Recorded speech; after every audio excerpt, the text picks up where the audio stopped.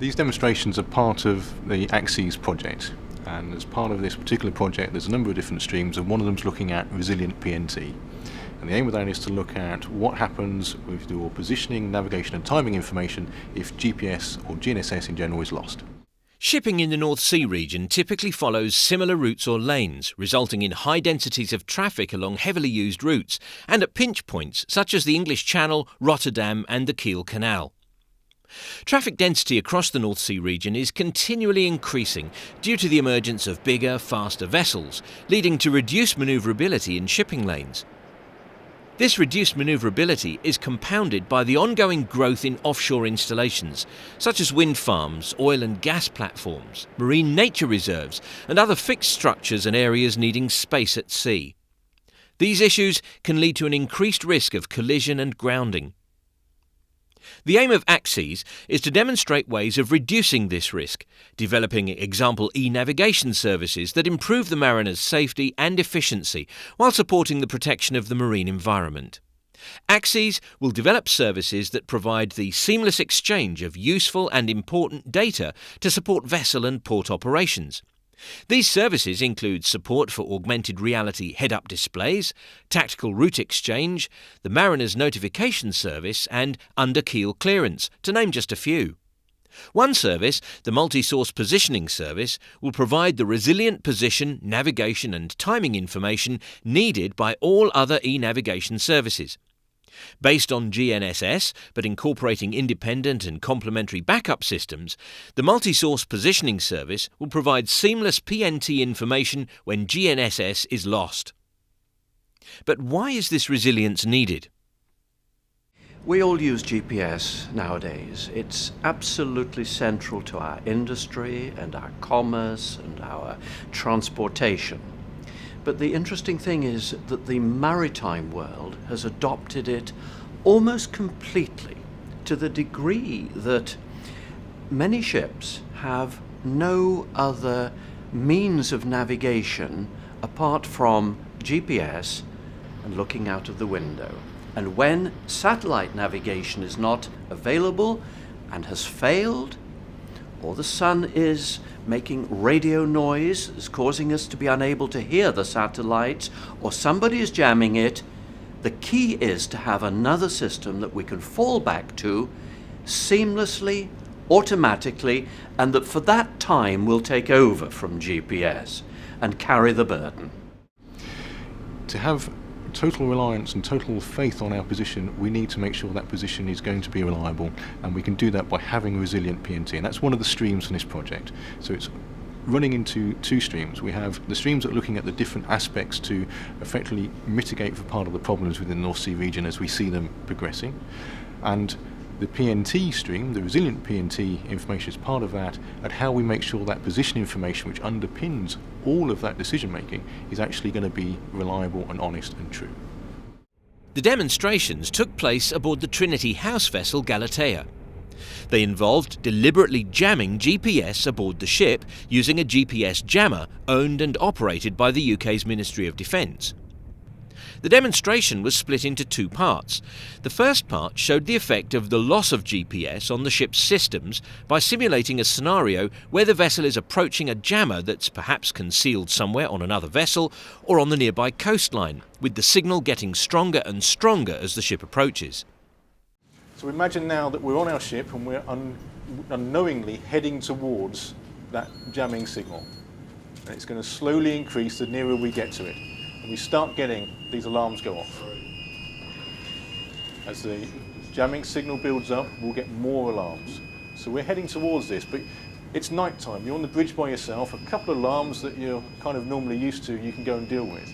When you start getting a host of alarms going off, what do? But we can see, if we come over to some of the units over here, we can see some of the effects starting to happen. We haven't got all the alarms, but we can see that our differential GPS receiver has now lost all the satellites.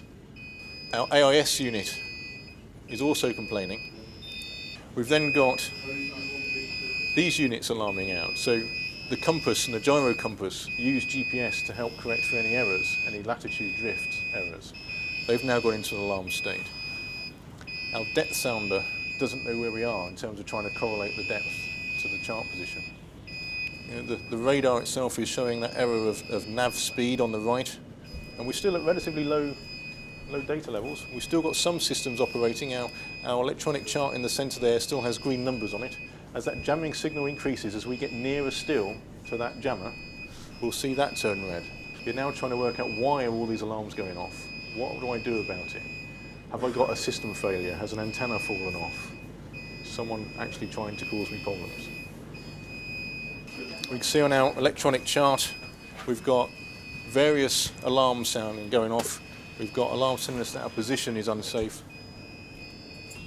Our error is growing. The position solution is getting worse because that signal is increasing to the point that that receiver is now struggling to know where we are and calculate its position. But the implication is that you lose a lot of the information about where you are and a lot of the situational awareness information of what's around you. Things like the radar, even though the actual function of the radar itself hasn't changed, it's now entered an alarm state because it uses GPS for an additional function. So how do you know that you can still rely on it? Well, you have to go back and understand what that error means, how you can disable that error, and know what you can do to make it usable again. And that takes knowledge, understanding, and practice. The second part of the demonstrations showed the effect of resilient PNT, with a separate system backing up GPS and taking over when GPS was lost. The ship's main GPS data feed was interrupted with a prototype PNT data processor. This processor was configured to accept inputs from GPS as the primary source of PNT and ELORAN as the alternative and complementary backup source. The processor monitors each of these systems separately and independently. It can detect problems with GPS before they can affect the ship's systems, at which point it switches automatically and seamlessly to the alternative system. Alan, could you now start the jamming unit again, please? So, same scenario. We're on the bridge of the ship. It's night time. We can't really see much. We're relying on our instruments and the equipment of what's going on. We're approaching that jamming source. And it's slowly going to start getting stronger the nearer we get to that jamming signal. And this time we'll wait and see what happens on the bridge. What we'll see when the signals start getting to the point that this unit starts detecting the problems, it will start saying it's got a problem, and there'll be a little area of where it's trying to make that decision. Is it a real problem? Isn't it? We'll see it change a few times and perhaps work its way through until it says, no, I have a problem. Let's now feed that ELORAN data through to the bridge systems. And you'll see the boxes change colour. See, it's just on the cusp now of saying I've got a problem. We'll see that go steady. You can see how it's made the decision now that GPS is unreliable. We've swapped in ELORAN data, and we're now feeding the ship systems with ELORAN data. And you can hear all the alarms that are going off. There aren't any. It's done it seamlessly.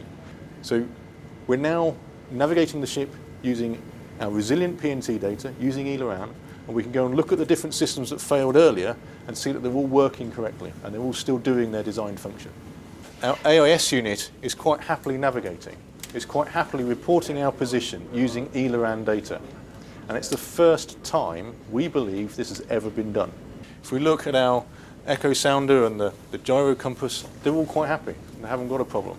We haven't got the alarms and the errors that we saw earlier. They're carrying on. We're getting to the point now where we're moving away from the jamming source. So the jamming signal strength is getting weaker.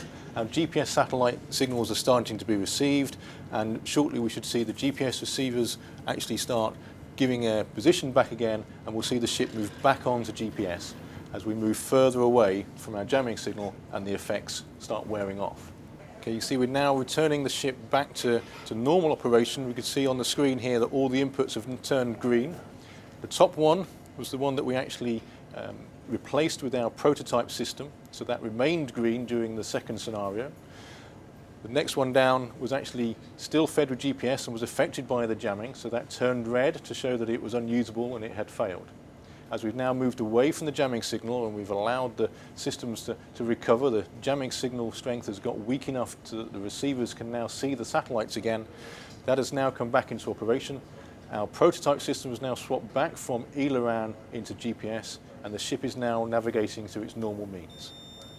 We hope to show by these trials, which has been a series of trials since 2008, how vulnerable GPS is. And I think that it's been quite a hard pitch to sell, because I think people have believed that GPS is infallible.